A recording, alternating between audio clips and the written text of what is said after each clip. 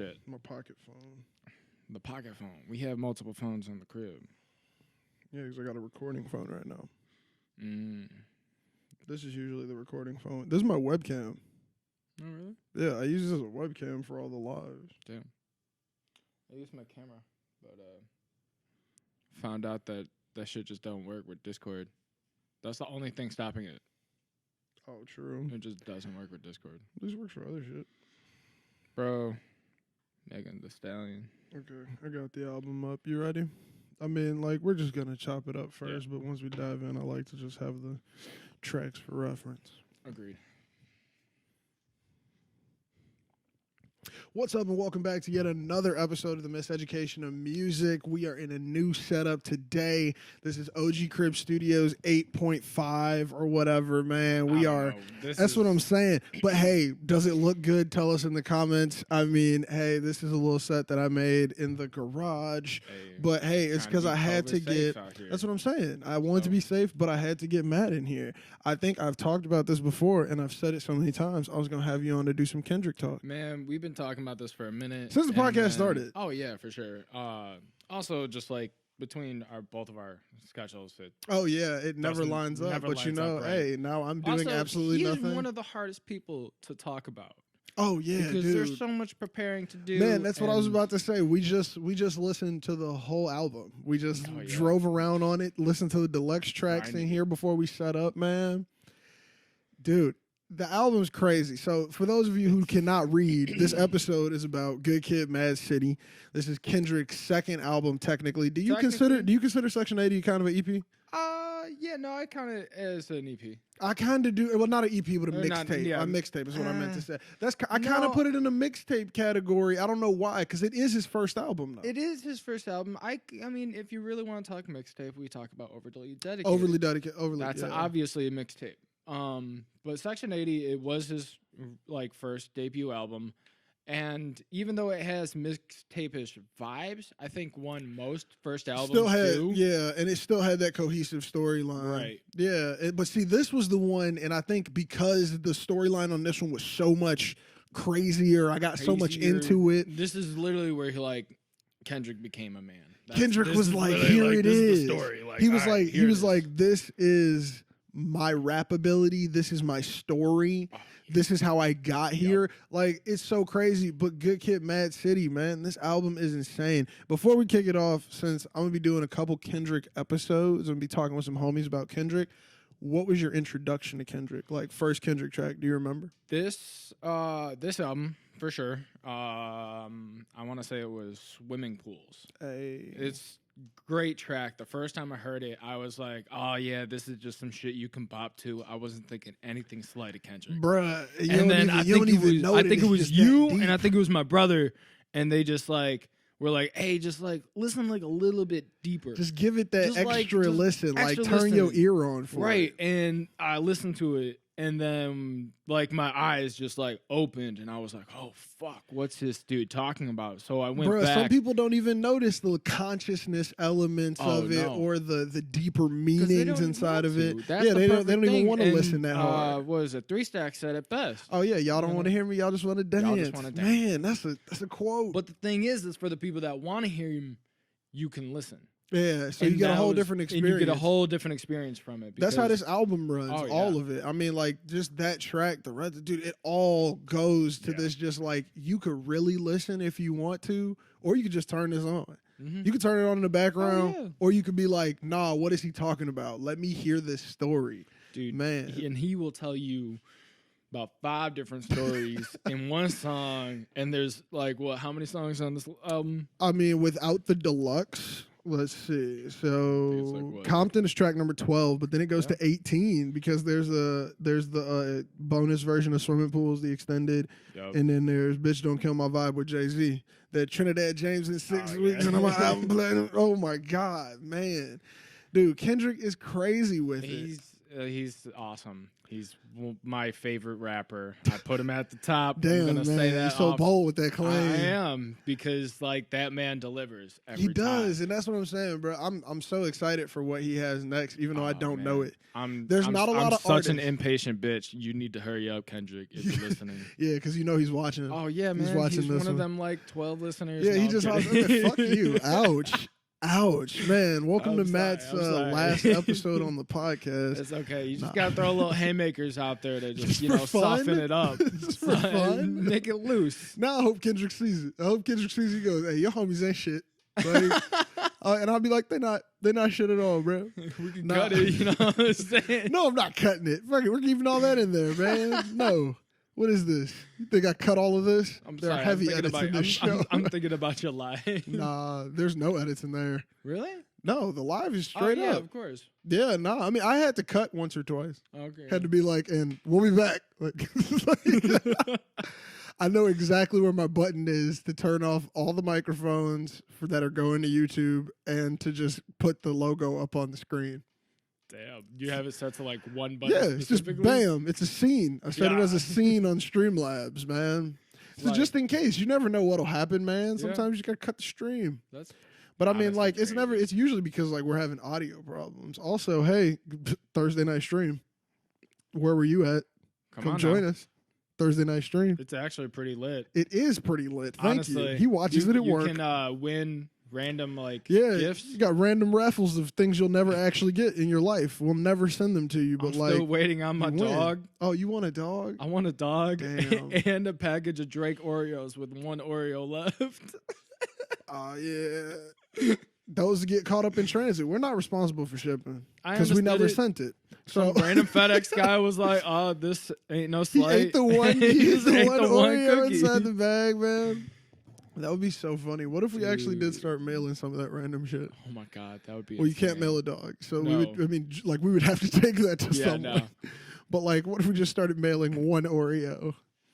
I had the Game of Thrones Oreos when those came out. This is off topic. I don't even like Oreos. I just had them, you know. Like I shared them with other people. What's the difference between a Game of Thrones? They had sigils on them. That's it. Yeah. So it's still like a normal Oreo. Like it still tastes like I don't eat Oreo. I've never had an Oreo. Oh, okay. My mom bought me a pack of Oreos. I shared them with Ryan and Bobby, as I always do whenever I get snacks that I don't eat that they eat. Like, but I mean, like, yeah, no. Game of Thrones Oreos, man. Let's jump into this album. All right. Let's ooh, somebody reacted to my story on Instagram because I'm cool. Now, album kicks off with Shireen. Yeah. What were your thoughts of this craziness, this storyline? We can get a little clip of it right here for us real quick. Okay, yeah. I needed that little piece of beat because I was going to say this. That sample in the background that he uses to tie together in the future, and we're going to get there, but how he uses that to tie that back when he starts talking about Shireen again after almost you forget about her in the storyline, it's crazy because, like, this is essentially Kendrick's version of Wet Dreams by J. Cole. Except it's a whole album worth, and it's way crazier. Yeah, I mean, he was trying to go get him some. For sure. We kicking the story off with Kendrick out there trying to get him some. But also, like, even at the end of that, like, part, the, how does the ending, the first voicemail? Oh, the first voicemail is when I thought it was the bring my car back. Oh, that's the bring my car back. I thought so. Yeah, because he wondering where the Domino's at on the voicemail. Yeah. So. Oh, you know what? I'm thinking of Poetic Justice. Never mind. Anyways. Is that Kendrick on the phone? Your daddy called about some Domino's. Yeah, because. Oh man, that shit. He was looking for his Domino's the whole time, and those voicemails tie together. And I wonder sometimes if some people don't even know that. Do you think that's possible? I mean, yeah, for sure. Because, like, think about it this way. Every time you heard the song on the radio when it first came out. Oh, no, you don't get the voicemail. You don't get the voicemail. You don't. But now we're in an era of streaming, so if you play it from the album, you're going to hear the voicemail now. Of course. If you play the album. Oh, you might play the single. You're just going to play the single. You might play the single. And I'm sure if you ask Siri to play it, Siri will play the single. She's going to play the single because, like... usually you're using it as one of the bops. Yeah, because you're trying to hear a single that was dropped as a single. Right. Man, that's crazy. I don't know if I ever thought about that because I was like, people got to be listening to the skits now, but maybe they don't. I don't think they maybe people skip them. I think people skip them still. Cause like this album is they're kind of like skits, but they're voicemails, and it ties the whole story together because this song is setting the ground, it's setting the tone. He's just trying to let you know the setup for the story before the curtain opens. It's almost like a monologue. Yeah. No, you're definitely right about that, but I don't think that.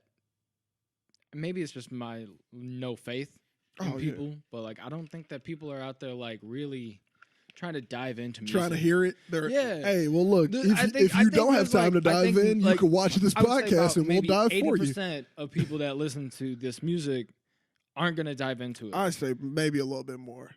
But, like, I mean, I can't believe that, like, you wouldn't hear that and get curious. Like, even I'm going to ask you one more time, homie. One more time. You know what? Like, that will catch you. Because that's what I'm saying. Like that's what I'm saying. That'll make you go, like, whoa, wait, hold on. What the hell is they talking about? You over there for Shireen? And then now you remembering how in the verses he talked about, I fucked Shireen and went to tell my bros. Then Usher Raymond Let It Burn came on. Yeah.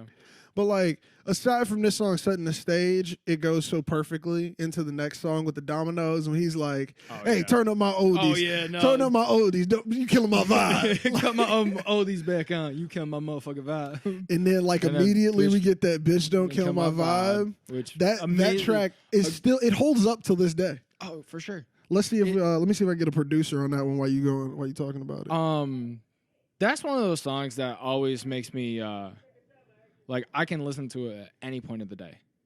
And I'm happy, sad, like, no matter what. When I put on Bitch Don't Kill My Vibe, I'm literally put into, like, it's a trance type song. Exactly. You feel it. It's like, really oh my God. I'm the song and you can forget about those, like, bullshit little problems that you'd be dealing with. Yeah, I was about to say, I was like, it's definitely a song where you're like, nothing can kill my vibe because I'm listening to it. And as corny as it sounds, it's just like, no, it's just that good. Like, the way that beat hits, I love the strings on there. I want to find a producer really quick. Because it's just like, it's so insane how those strings come in and play around with it on the beat. Oh, yeah. Man, this has 4.7 million. Oh, Soundwave. Jesus, Soundwave. Soundwave, bro. You're the man. Such a good producer. He's also been doing great shit. If you all have not checked out the band that he's in a band with Jack Antoff and Sam Dew called Red Hearse. Really? Yeah, so that's actually, if you all have seen the episode with Adia Dew, that's Sam Dew's her older brother. He's a really awesome, really talented artist. I'm sure I've talked about him on the podcast before, but he's in a group with Soundwave and Jack Antoff from the Bleachers. So that's the lead singer from I Want to Get Better from the Bleachers. They're all in a group together. Their music is beautiful. It's so beautiful. Like, what type of vibe? Oh, dude, I want to say it's like some of their tracks feel a little indie-ish, but some of them not Indian-ish, but like indie. Yeah, like independent-y. Yeah.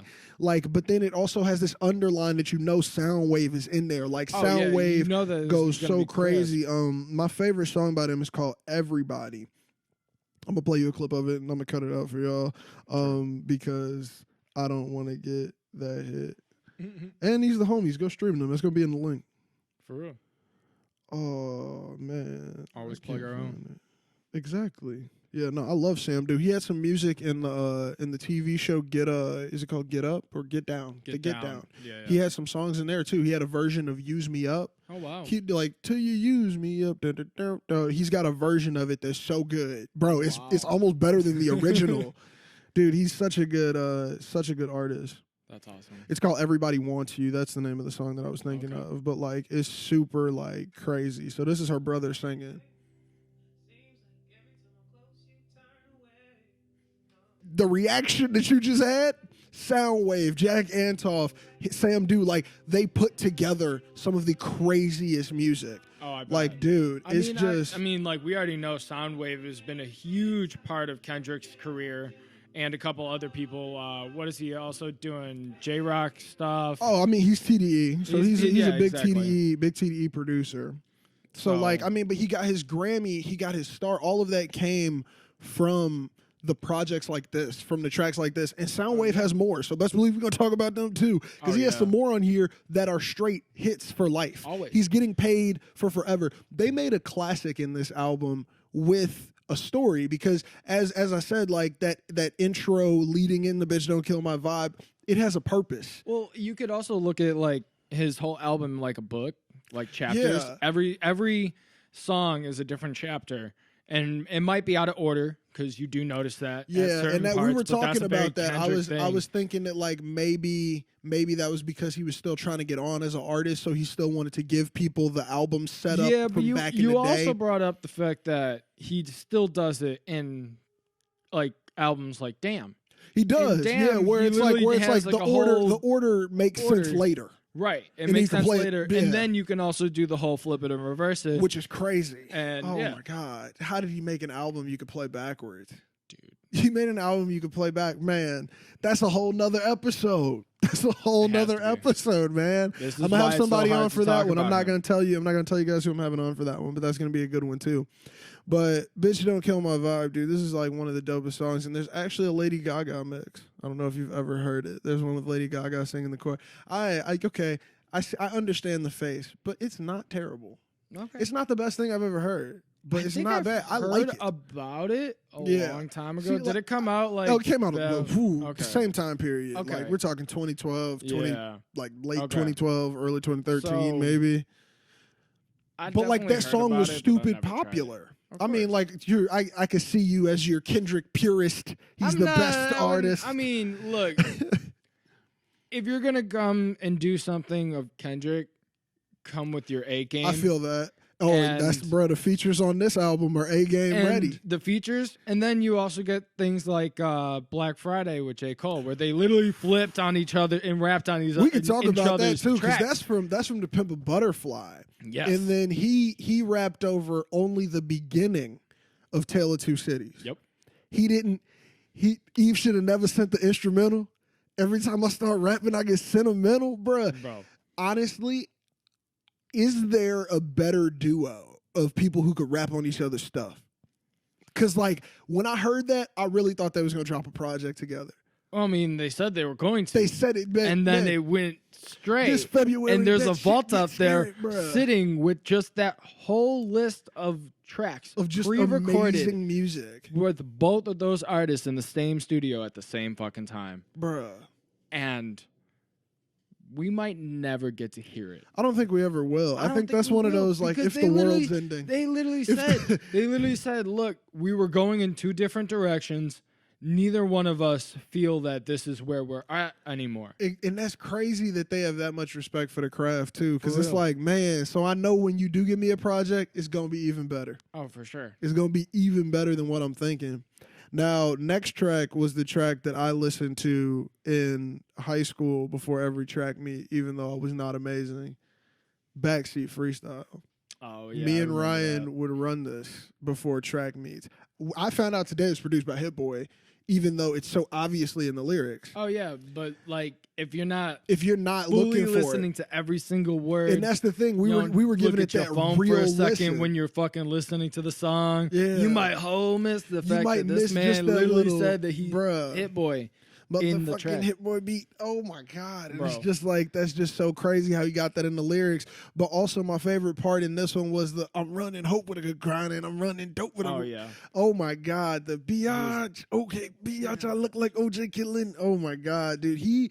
This was the showing off of rap bars. Like, because if you're going to kick it off with the Sherane, a.k.a. Master Splinter's daughter, and then you're going to go into the Bitch Don't Kill My Vibe, you gotta, that third track's got to be bars. And he did it. I mean, like, dude, this sounds like in the back of the car. Like, just got the bass turned up and your homie's just going crazy. Like, this album is a real experience of Compton.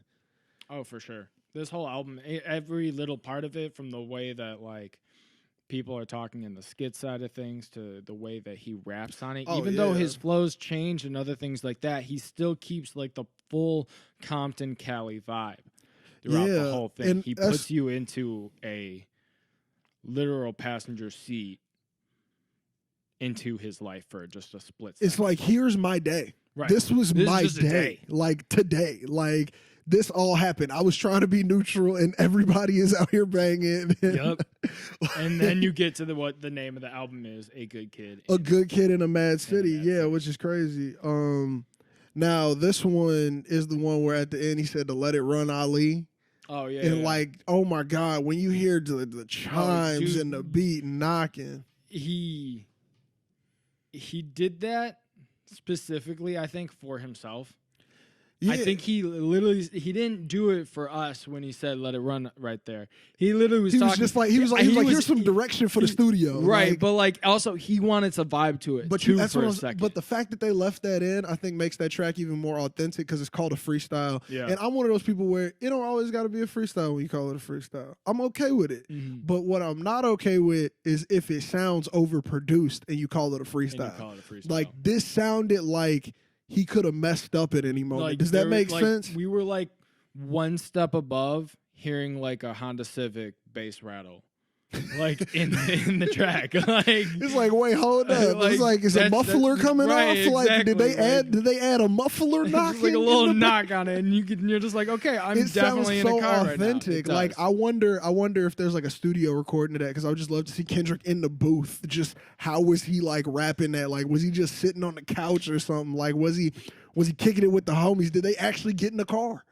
I wouldn't put it past Kendrick. I wouldn't put it past Kendrick. Did they actually go get in the car? They definitely got in the car. They was like, yo, just get the interface, get your laptop. Because the thing is during that moment, he's already slightly famous. You know, he's got we got the ADHD, we got the rigor mortis. There was a Busta Rhymes rigor mortis remix, so he was in the ear of a couple people. Exactly. So he had a little vibe to him, but he was also trying to catch what he left.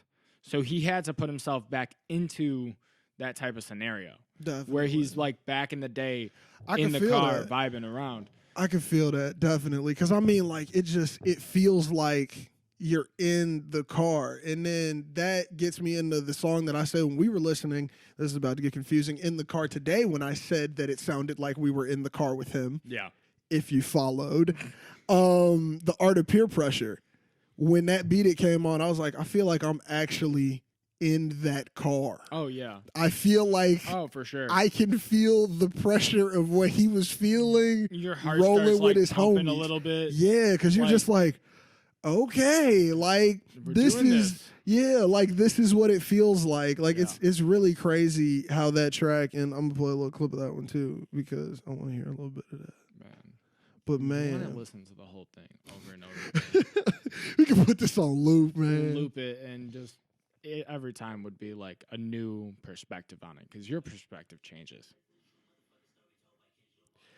That intro, everybody sit your ass down and listen to this true ass story from Kendrick Lamar. Like, bro, it confuses me how he could get that deep into a moment. Yeah. I'm not gonna say I can't do it, but I don't know how I would do it. Like, do you think you could perfectly put yourself back in one singular moment and like tell somebody vividly to the point where they feel like they're there with you?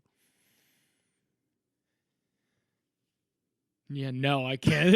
I really thought about it. I was like, I can't even. Like, wait. I'm trying to think of a moment. A moment. Like, I'm like, I can't even think of a moment where I'm like, oh, yeah, I can remember that detail for detail. I'm like, nah, man. Dude, that's what I'm saying. How good is this man's memory? Oh, dude. I mean. How good is this man's memory? Is he one of the artists? Does he not use paper? Does he not use paper? He might not be a not use paper type of dude. But the thing is he remembers all of his music. He does. He remembers his verses. He remembers everything. And that's where I'm like, okay, so you know his memory's good, but is it paperless good? Or is it like, I got so much shit, I need paper now? Because I think he could go paperless, but he's got too much shit because he doesn't want to forget. So it says Kendrick Lamar opens up about his writing process. This is from genius.com. So, I mean, take it with a grain of salt. Not the worst source to grab from on the internet. Accurate. It's not like Yahoo Answers or Reddit. Wikipedia. But it says that he's constantly jotting down ideas. Okay. But I don't know if that's because it says in here as well, like it's not always vocal lyrics that he writes. Right. So I feel like Kendrick might be one of those people who could not even. I think he might be one of those people who could like draw a picture and remember some lyrics from it. That's intense. Okay, maybe I'm giving him too much credit, but doesn't it? Hold up. If I knew the man could draw, no, it wouldn't surprise me whatsoever. I guarantee you could put a stick figure down and be like, "That's sure. a 64. That's like, 60. That's 64 bars right there." Like twist tie stick figures that your mama made for you at the grocery store because you were bored. Never in my life. Okay, I had a weird childhood.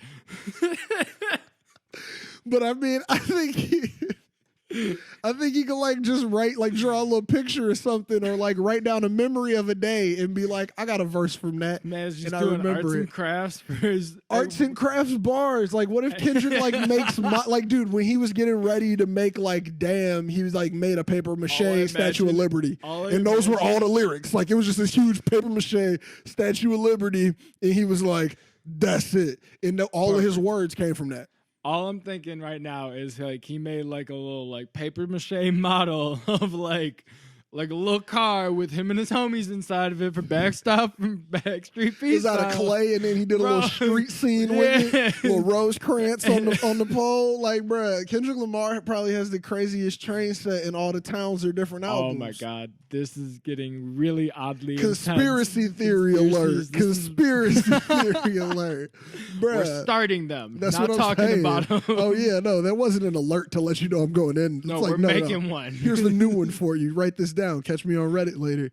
But nah, G, like, what if he like just does crazy arts and crafts? I mean, I wouldn't put it past him. But that's what I'm saying, like bro. When he was doing T-Pab, he made a Washington D.C. I really don't think that that man that was born straight out of Compton had. You don't know, bro. There's some dope. You think he had access to clay, or do you think he was digging it up in his backyard? This could have happened later. One, okay. And two, you never know, bro. You could have got some art supplies. They got hobby stores. It's just Compton. It's not like it's. I don't know. The man was like, they on food stamps already. Yeah, his mom's pissed about not getting the van. Supplies. Yeah, man, that shit expensive. You can save up, get some art. If you could buy some weed in Compton, you can buy some art. You can buy, hey, let me get some modeling clay. I'm putting it past them. I don't know. Maybe they're all crafty motherfuckers. That's what I'm saying. Maybe everybody in Compton is this way, Maybe they're all arts and crafts. I can't put that assumption past me now. But now I'm trying to think about it. It is absurd. I'm not gonna lie. My theory. Nobody's doing that. But Kendrick, if you're watching, if you just want to DM me a picture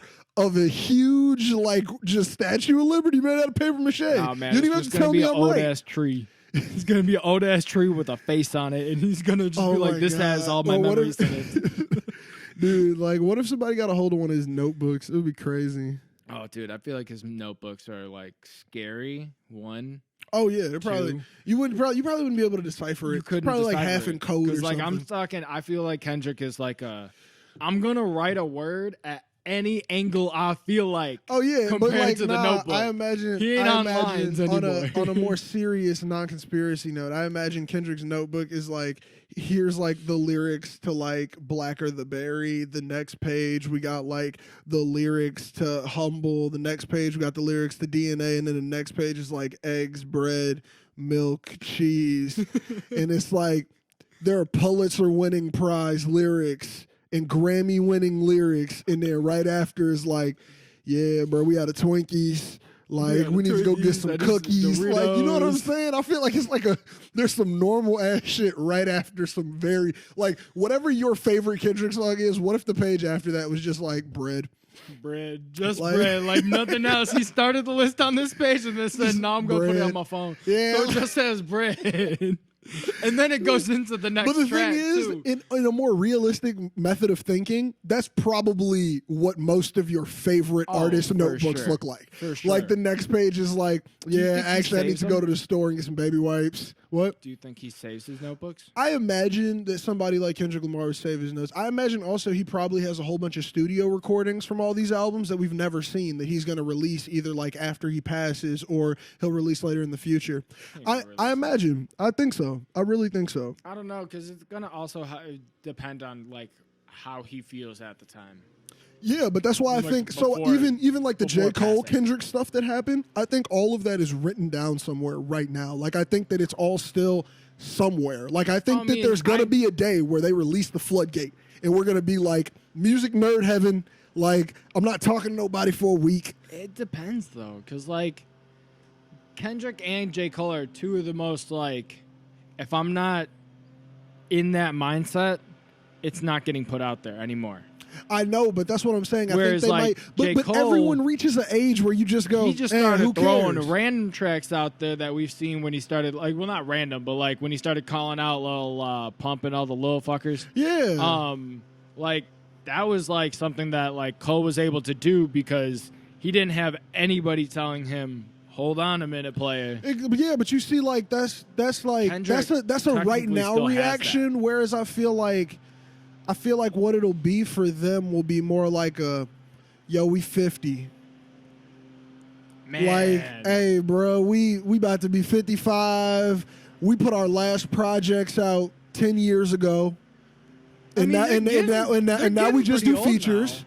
Like, yeah, but that's what I'm saying. Like, I think it might be like they're in the 30s, late 30s. But I think they might be the Andre 3000 route. I ain't making no music after I turn 40, 45. Like, I think they might do that, right? It seems like them, you know? It does seem like them for sure. J. Cole for sure. Kendrick, it's unpredictable. Oh, Kendrick's doing features till he drops. For sure, features. Kendrick's addicted to rapping. Exactly. And I think J.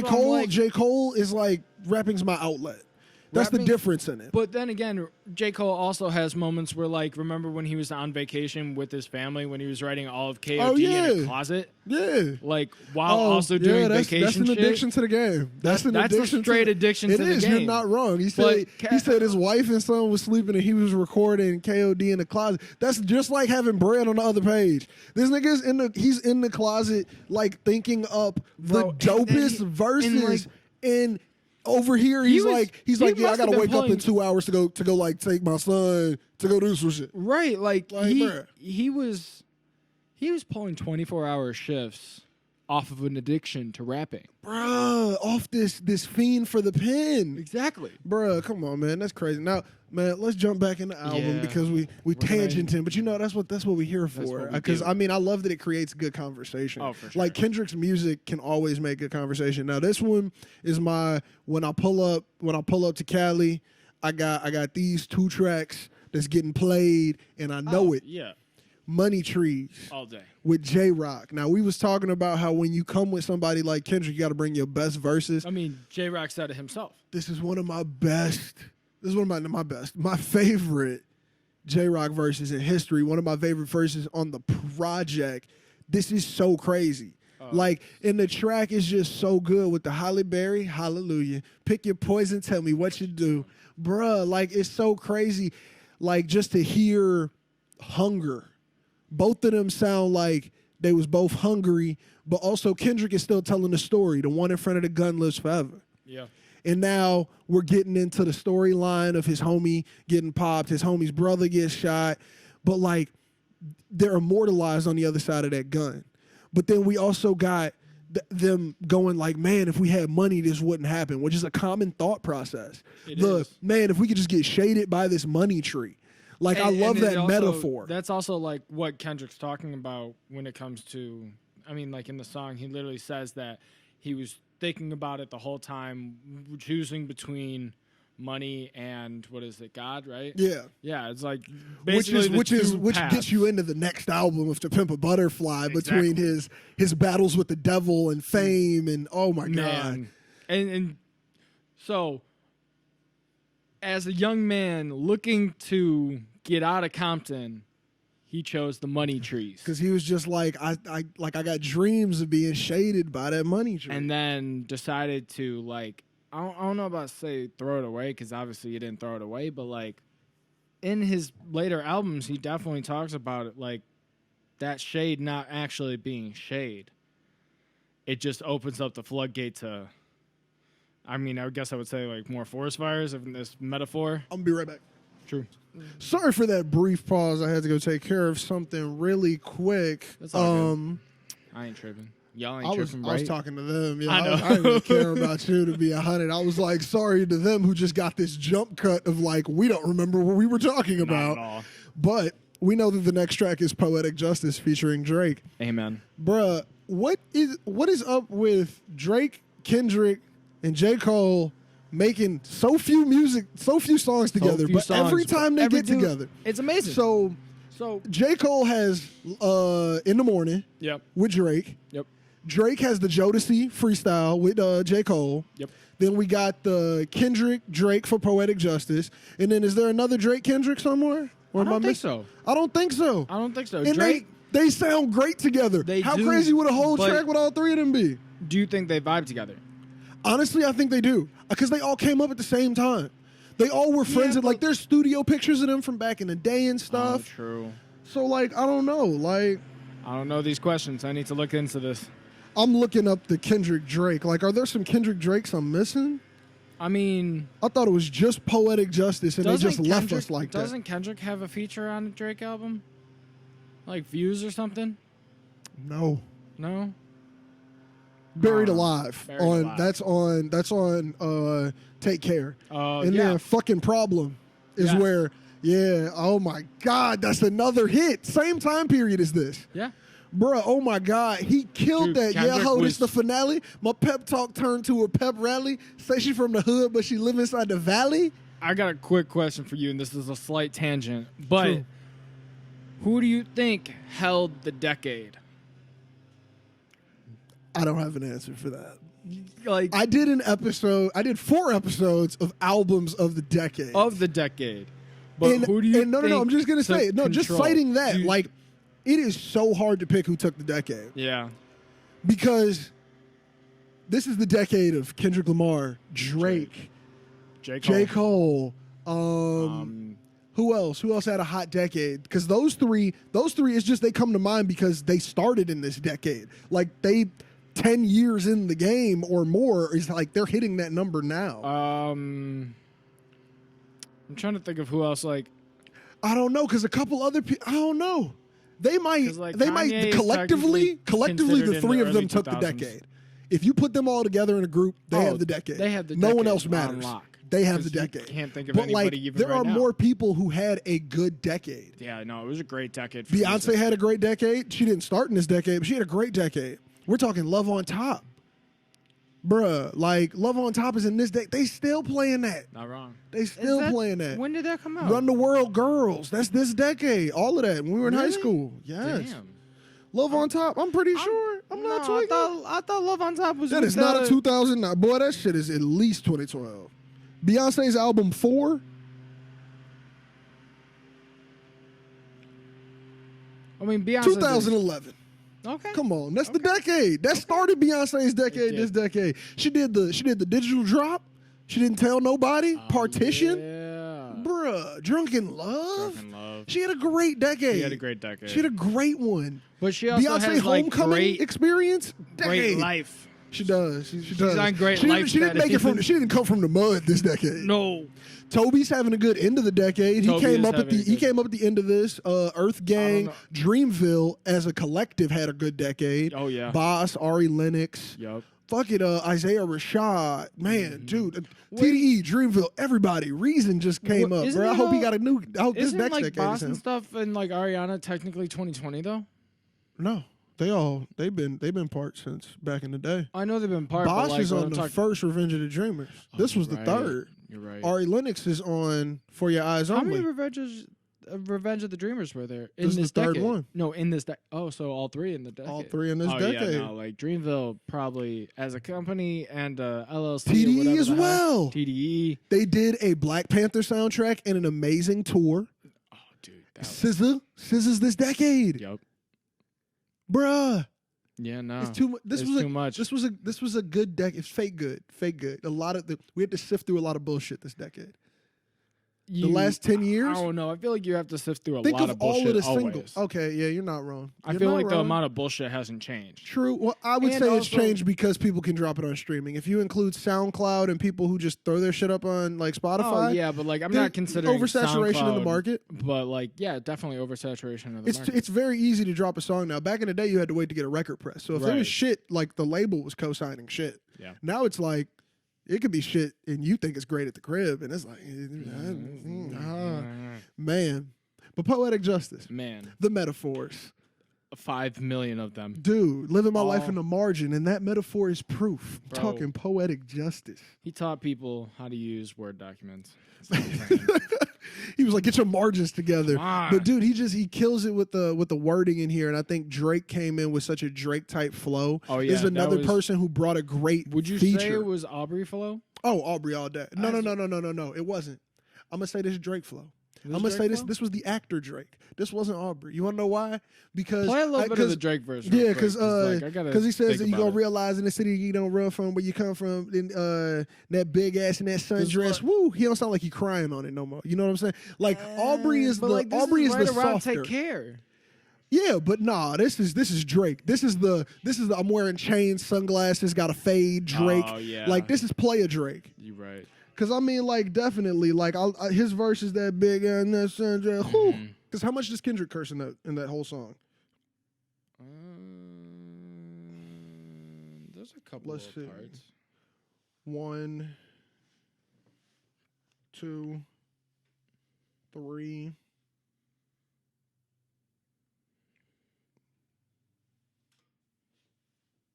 Did you just stop at 3? I'm at Drake's verse. I got to go to his second verse. 3. So we're at 3 curse words for Kendrick in this whole song. And there is not a curse word. And oh, wait, hold on. Oh, wait, no, because now I'm in the skit. And then it says you over here for Shireen, homie. And then now we're in the cursing. Yeah. Kendrick doesn't curse in that last verse at all. Really? That's crazier. That's insane. That's crazier. That's insane. He does not curse at all in that last verse. Damn. That's another reason why I think this could be a respect thing. Yeah. That could have just been respect. That could have been. Every time I write these words, they become a taboo. Living my life in the margin, that metaphor is proof. Poetic justice, poetic justice. I don't know, man. There's more music on this album. We've been talking for a minute. Let's get into the next song. Good Kid. Now this is the antithesis. No. I've used that word too much, so I'm not going to use it. This is the flip of M.A.A.d City, which we all know. This is the beginning, the first part, the Good Kid, M.A.A.d City. Right. This is what makes the song that we all bump at parties till this day make sense. It's also Pharrell on the chorus, which is beautiful because, like, he got a Pharrell feature as well as Pharrell produced this beat for Good Kid. Really? Which is why it makes me feel like I'm going to transcend out of my body when I listen to it. That makes sense. It's so good, man. Good Kid does definitely like pull you out. Exactly. It's so the opposite of M.A.A.d City. Yeah. It's literally, well, obviously, for obvious reasons, the opposite. Yeah. But if we're really talking about it here. Let's start there. But like it's insane how well of a job Kendrick did when he was creating Good Kid. Like this, you have to have this track written knowing you're going to write M.A.A.d City. Right. The only way they make sense is if you knew they were both going to happen. And just neither song was an accident. Really just a props on him for like how well he can look inward on himself to know both sides of his own personality. Well, I think it's even easier in this sense when in this moment, maybe not when writing this song, but in the moment to see how you're being pulled in 2 different directions. Yeah. Because that's what he noticed through the story that's still going on in the background that we keep mentioning, that I have one of 2 options. I could stay here and let this keep being my life, or I could go try to get shaded by these money trees. And like with those 2 options, we hear Good Kid, like I'm a good kid, the city just crazy, yada yada. But then you get into the other side. We get into this THC and Soundwave produced hit. Again, going back to Soundwave. Again. Soundwave. If Pyrus and Crips all got along, they probably gun me down by the end of this song. Seems like the whole city goes against me. Every time I'm in the streets, I hear yak, yak, yak, yak. Oh my God. It's so crazy. Just the man down, where you from? Again, nigga. Still pulls you into that exact moment into Compton. It shows you it's a bro, brace yourself. I'll take you on a trip down memory lane. This is not a rap on how I'm slinging crack on cocaine. Bruh, like the mental image that I get when I listen to this one, like alone in some headphones, is like insanity. And then it's in a lot of songs like this, when you got a hit that could be a radio club hit, they just end them off on the hype. Yeah, bam, in the song. Yeah. But then we get what sounds like just the Snoop Dogg-esque dreamy beat. Yep. Like the second half of it, I told you I kill a nigga at 16. Would you believe me or perceive me to be innocent Kendrick that you seen in the streets with a basketball and some now latest to eat? Like that whole section is like the wrap up of this mad city. And I was even saying this when we were listening to it earlier. I feel like this was Kendrick saying, the city's mad, I'm a good kid, but I got to do this bad shit so that the next generation can have a better chance at it. He wants to be a part of the solution now. Like, I think even in this being the crazy track that it is, he's like, this is me, though. Right. This is a part of me, no matter which one I choose. So you just heard Good Kid, you heard Pharrell, you felt transcendent, you felt like, oh, you could relate to this. This is me, too. So if you can't relate to this, you also can't relate to me. This is a piece of him, you know? Yeah. Oh, no, I just went in on that a little bit. Sorry. No, it's cool. Like, I'm, like, just, like, trying to, like, think about it. Like, he does insane things. Oh, how? Like, how do you even... I don't know how he does it. I don't know how to put myself into that perspective mindset. And that's what I think I revere so much about him. I'm like, I wish I could click the mindset of that. Like how did you see this situation happen in your life and translate it this beautifully to an art? Right. Because it's like, man, the in-depth dive of it makes you think. Like, it makes you go, what does he mean by this track? Like, because when you hear it at a party, you ain't thinking about that. You, man down, where you from? Like, you jumping and shit. Bro, that song got 5 million hype plays from me before I even thought about listening to the other side of that fucking song. Oh, that track is a hype up track for the ages. For the ages. For the, like, bro. And again, going back to, like, him being able to bodies on top of bodies. So, Obvies like, on top of obvies. to make a song that, like, can be bumped like a party and could also sadly like make you like pressed as fuck thinking it could about make you some really real think shit. like, bruh, gee, I done been through it. Like, but am I doing this so the next generation maybe could sleep with dreams of being a lawyer or a doctor instead of a dude with a child for the whole Dakota like hostage, bruh? Bro. Oh my God. And the voices, Ali on the mixing, bro. The voices, the way that the voice is pitching up the head, the tots, probably go to the projects. I live inside the belly of the rough, Compton, USA. And that's reminiscent of, and I was saying this in the car too, like we probably should have seen that funk coming because that's reminiscent of funk. That's reminiscent of Parliament, Funkadelics. It's just reminiscent of them warping that voice. Like, I don't know if you ever heard P-Funk, where on the track he says, my name is Lollipop Man, a.k.a. the long-headed sucker. And it's just like the voice is pitched up. And it's like crazy how they play with the pitches. Yeah. And like Ali was really tapped into that right then. Well, weren't you talking about how Ali, like, when it... Yeah, he was mixing in mono, dude. Like, that shit blew me as an engineer. About, like, moving a microphone. Yeah, he moved. Wait, yeah, like, no. He moves all the audio and pans it in a particular way on Backseat Freestyle, where you can almost hear it slightly shifting with the beat. How, like, Hit Boy's got that beat knocking and you're hearing the Martin Had a Dream. Like, it kind of, like, sways with you if you listen to it in headphones. Ali was insane on this mix. I imagine there were so many versions of all of these tracks. Because I imagine there was a version of this without the high-pitched voices. There was a version where, wait, we need to change that pitch. That's a little too high. That's a little too low. There were so many versions trying to create that track. And then back to the voices, swimming pools. Yeah. His literal conscience starts speaking, my G. Open your mind up and listen to me, Kendrick. If you do not listen, then you will be history, Kendrick. This is a T- beat. Shout out T-. Yeah. He has listened to an episode of the podcast before. Hey, verified. He has. So you know he might be listening right now. T-, what's up? Man. Hey, he might be here. You never know. You never know. He might be back. He's like, yo, what these kids been up to? Kendrick earlier. That's what I'm saying. Where's the album, man? That's what I'm saying. Where's it at? We're waiting. I'm waiting. Actually, I don't even care, bro. You could take your time because if he would have given us, I think I'll agree with that completely. I think that music has a lot to do with what's going on in the world. For sure. And I think if he would have given us a Trump era tape, I wouldn't have liked it. No, not that I wouldn't have liked it. I think a slight ray of hope makes Kendrick's music better. So a new administration, hopefully COVID getting a little bit better. I think those things would make a Kendrick album better. Kendrick has showed us all the dark. I feel like it's time for some light Kendrick, and I think he wants to give us some light Kendrick. He can't give us like Kendrick in a dark time. Not wrong. This is personal opinion. Personal opinion. Fight with me in the comments. Or is that when he drops it? I think when he no because the hope out there. Look, I think the tape done. I think the tape is done, but I think it keeps getting changed. Oh, for sure. And I think the times are what's changing the tape. So I think it's like we got 12 tracks right here. Okay, let's wait. Let's settle on them. Let's mix them up.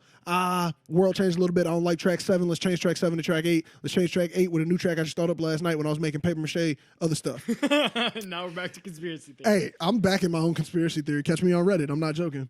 But yeah. So like, I think that's just like, that's kind of how it would have to play out in a way. I think we need a little bit of lighter time for Kendrick.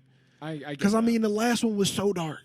Oh yeah, it was so dark, and I appreciate it. The way he appreciated it. Like everything about that story is like insanity. It's very dark, very dark, and it's good. It's great. It's like he won a Pulitzer for a fucking reason. It's a story. Mm-hmm. All of these are. And to dive back into this story, we got the swimming pools, bro. Yes. Another metaphor-heavy track. Yep. Another like. You could really fill anything in for what alcoholism is in here for your own personal life if you want to take this track into your life. If you want to take the track for face value, I don't even know if it actually means alcoholism in all times, because I think sometimes he's diving into bigger tropes. Is it just talking about like every type of addiction in a manner? But right. I think for him it's more specific.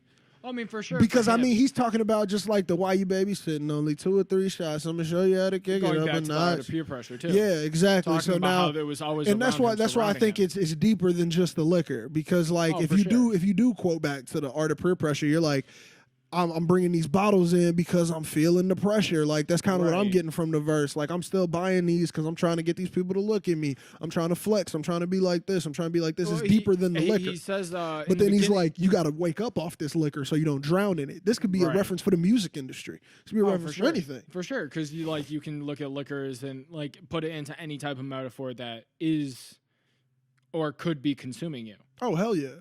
Because it's like you're giving control over to this. Yep.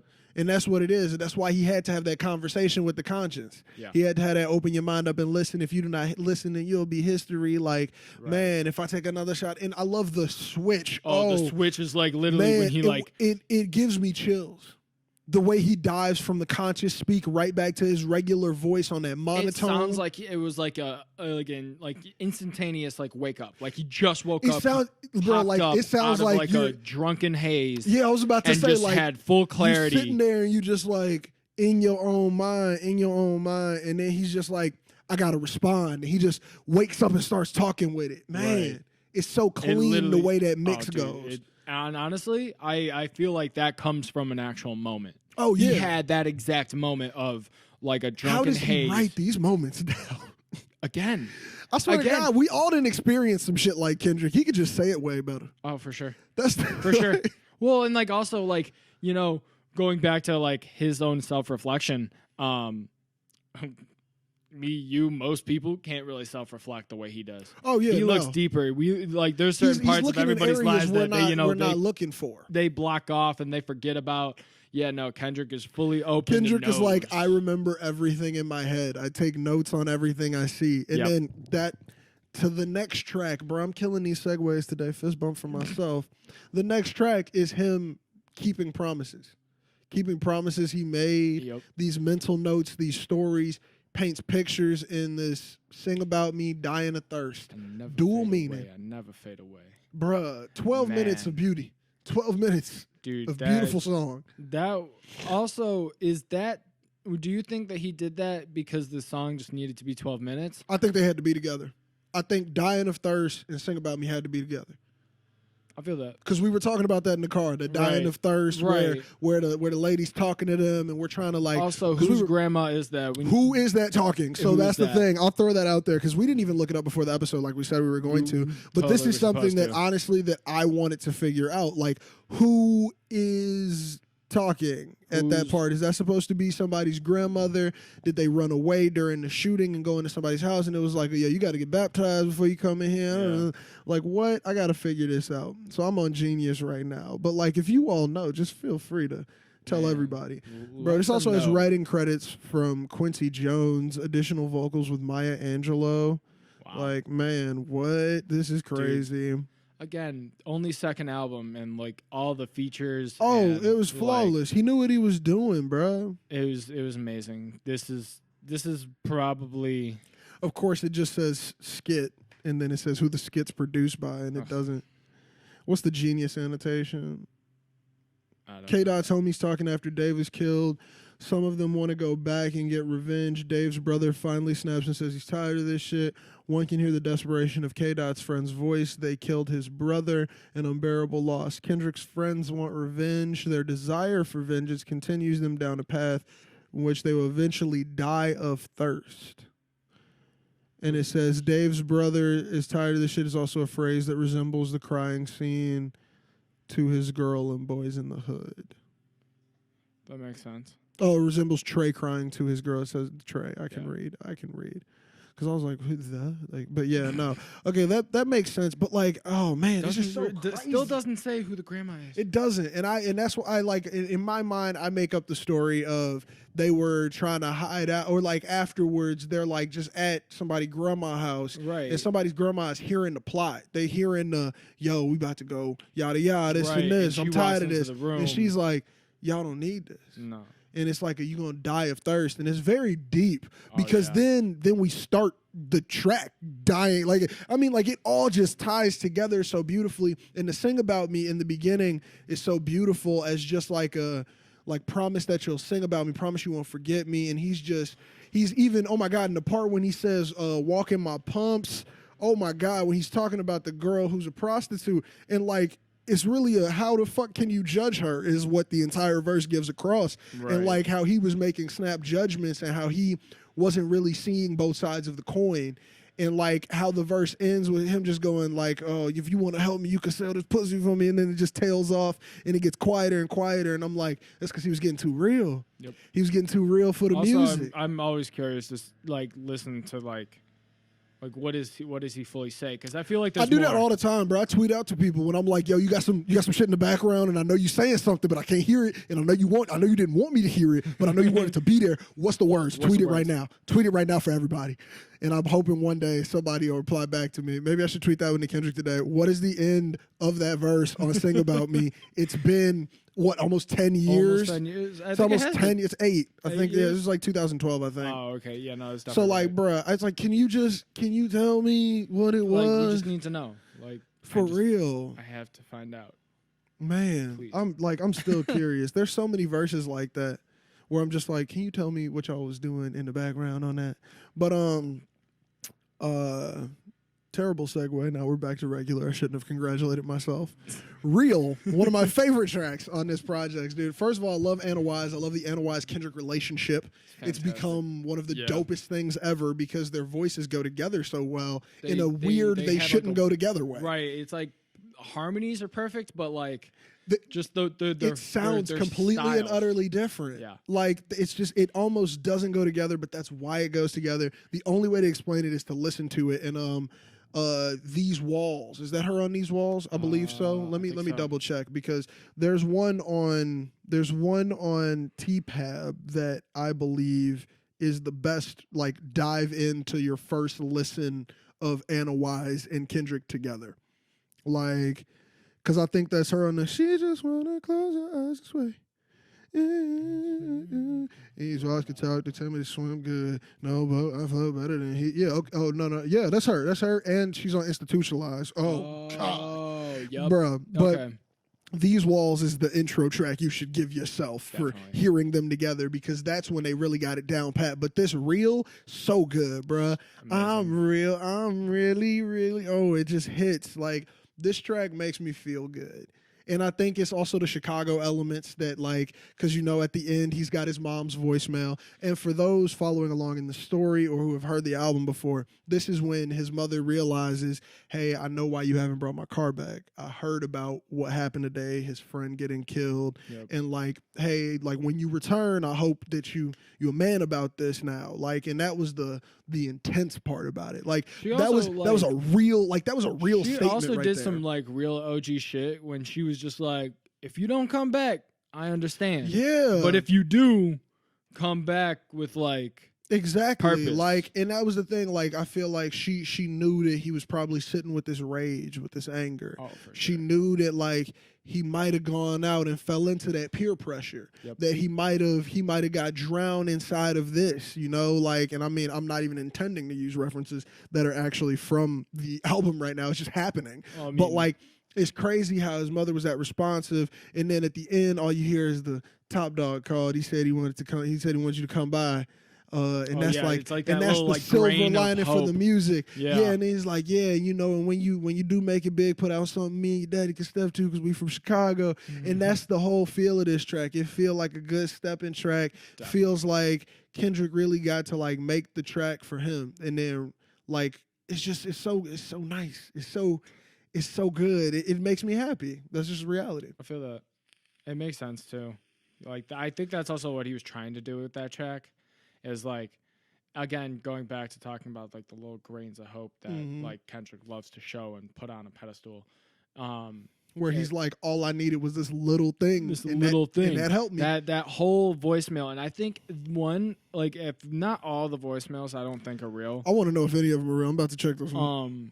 But if any of them are real, I believe that one. This one would be the real one. Yeah, I definitely, 100%. For sure. If I had to take a guess. The way, like, straight from the day that it happened, he probably would listen to it all the time. Or I would. Or the real that. voicemail is like way more real. No, that's her. That's her. It says Paula Duckworth. I don't know if it's a real one, but it says skit, so it is listed as a skit. Okay.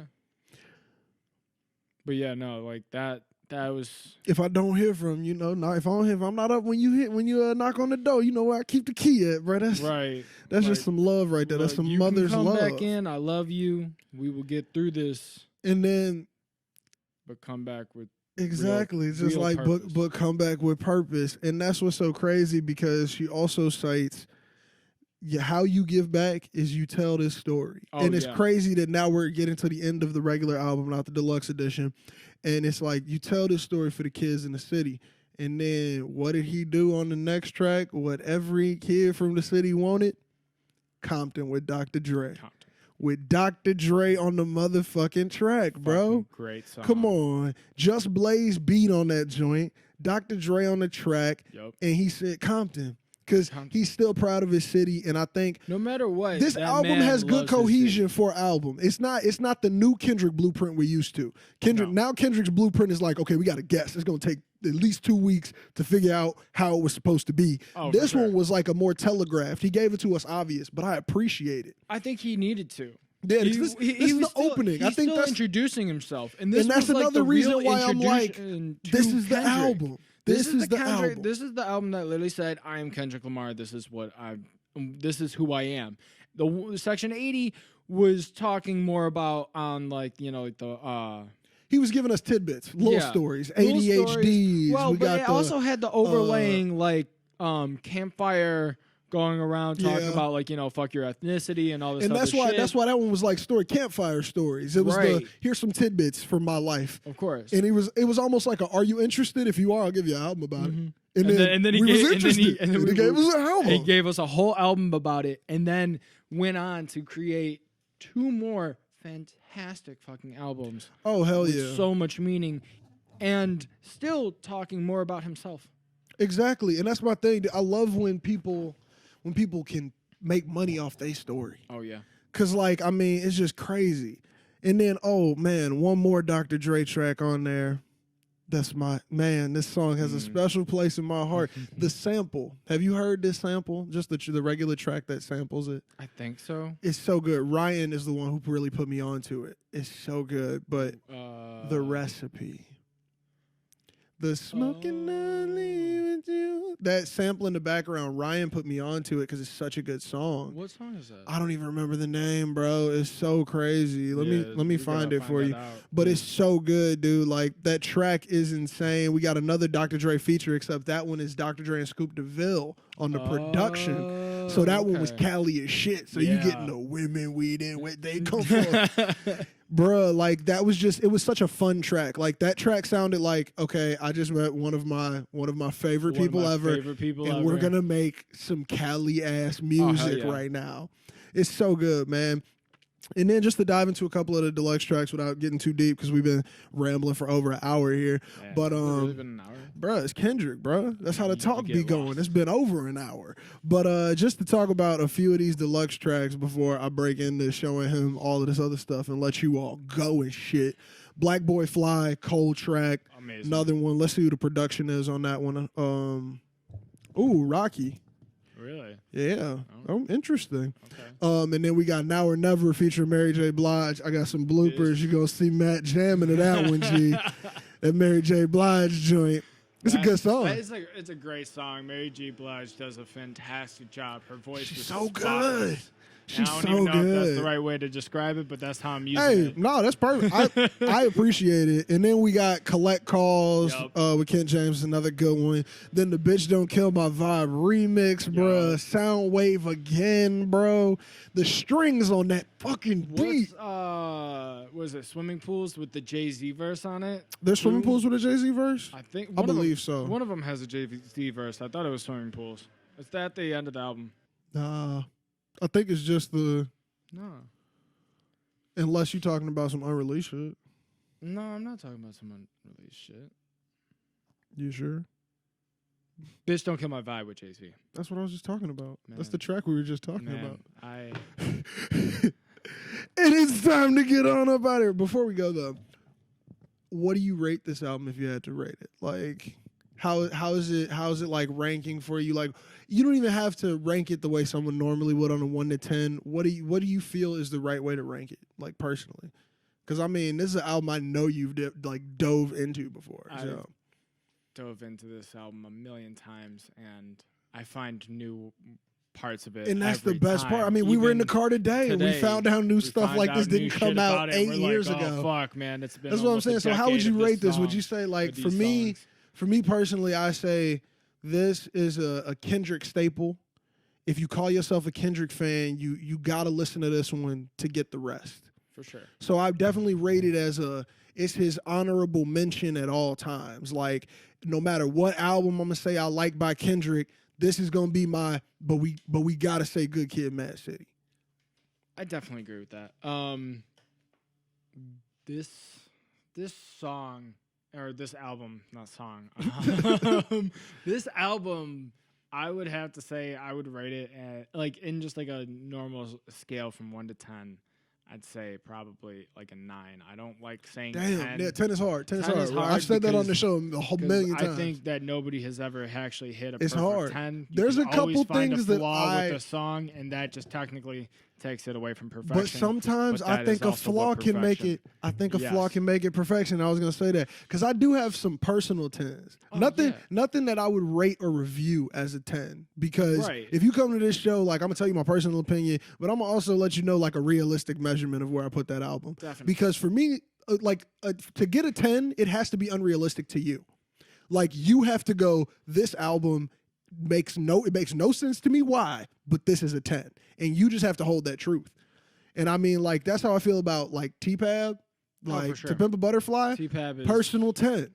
That's but, like, I know that if I dig, I can find a flaw, but I'll love that flaw. Mm-hmm. Me personally, I'll love that flaw. Well, and I think that's also the same thing with Good Kid is, like, there are flaws, but those flaws are also what make the album what it is. Exactly. Like, and it's they're purposeful flaws. Mm-hmm. Sometimes, like, I think that, like, they have to keep it real. Well, I mean, like how we were talking about Backseat Freestyle, how it doesn't sound like it's quite a studio track. It's mixed like he could have been rapping in the backseat of a car. Yeah. Like, technically somebody might say that's not perfection. Somebody might say that's not, because it doesn't sound like the studio track. It's not like this, not this. You got the best things around you and other things. Exactly. Like that, you know? It's literally just, it sounds like you're in the back of a car. Exactly. And that's, somebody might say that's not perfect, but to me, I love that. That's not a flaw. That's intentional. Right. That's what it's supposed to be. But, and, like, this is another thing, though, is, like, talking about perfectionism. When you get someone who's really all about perfectionism, you get people like Kanye West. Didn't he go back and, like, adjust? Yeah, he adjusted Stronger 12 times after it was released. 12 times. One song. I remember that song 3 different ways, and there's technically 12 different ways. And the thing is, he changed the drums slightly, so like each time it was slight difference. If you're not a nerd with the music, like I have a couple versions of it, and you can barely tell the difference. But him, at the same time, when you're a kid listening to that version, and all of a sudden you listen, so that's the one I remember, and then I go back. And later, now you play the new one, and I'm you're like, wait, this is version number 12. No, I'm saying was I always wrong? And then you start questioning yourself, and that's just not cool. So like, look, that's just not cool. Perfectionism is not what it's set up or like what it's all about. Exactly. It's not that great. And I think that perfectionism that's what creates perfect. That's what creates good art, though. It's for sure. It's that understanding that you can't make anything perfect that makes it perfect. Yeah.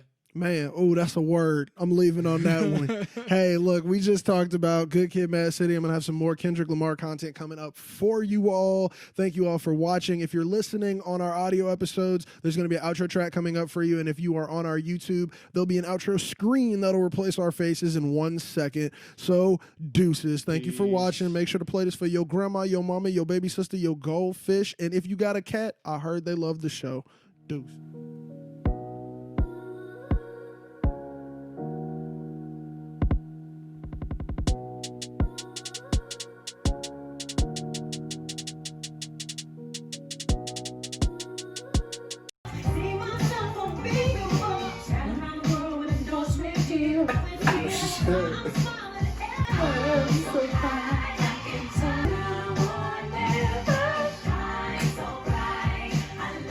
I'm recording now, so I'm gonna be a little bit more nervous.